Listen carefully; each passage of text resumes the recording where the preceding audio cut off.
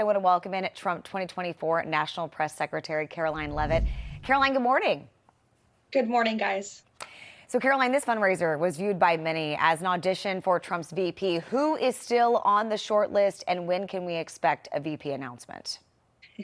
Well, Charla, I appreciate the question. I won't get into the individual contenders. What I will say is there was a lot of talent at Mar-a-Lago this weekend, a lot of great candidates for vice president, all of whom would be much, much better at the job than Kamala Harris, our current vice president. This is a decision that only President Trump can make. He is certainly thinking about it. And in true President Trump fashion, he will go directly to the American people when he makes that decision and let them know who his choice is. I'd also like to say this past weekend, we saw so many fantastic senators, members of the House, and great leaders in this Republican Party unified, helping President Trump and the RNC raise millions of dollars. And it just shows how unified the GOP is, that he is the nominee. It's a sharp contrast to what we see going on in the Democrat Party. Right now, Democrats are in disarray. More than 75% of Democrat voters in this country wish they had another option on the ballot other than Joe Biden. So Republicans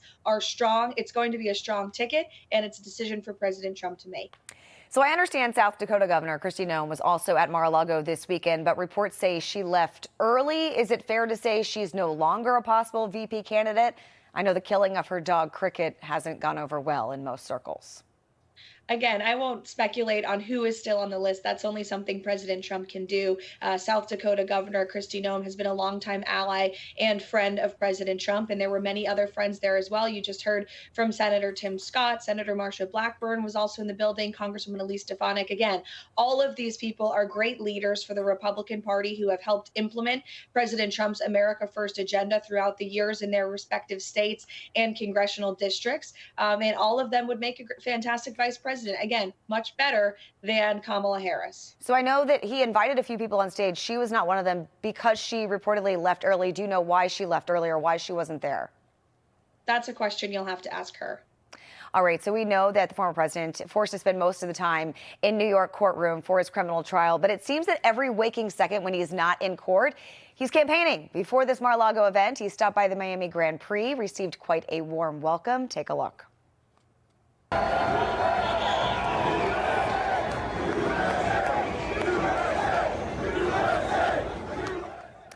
So as you know, whether it's at a construction site in New York, a Chick-fil-A in Georgia, chants of USA seem to ring out everywhere he goes. What have you witnessed on this campaign trail with him in just the past few weeks?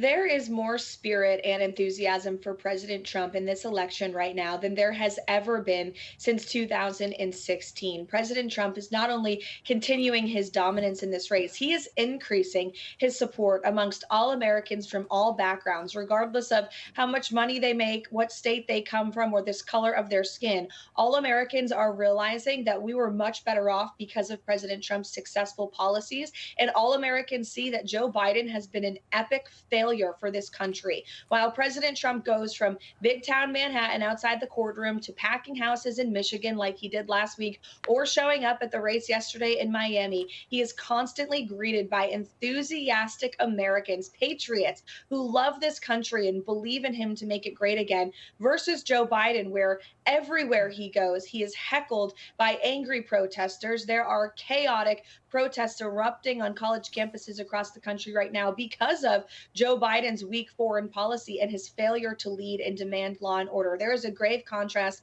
on the ballot on November the 5th. Americans see it, and that's why President Trump continues to climb in the polls.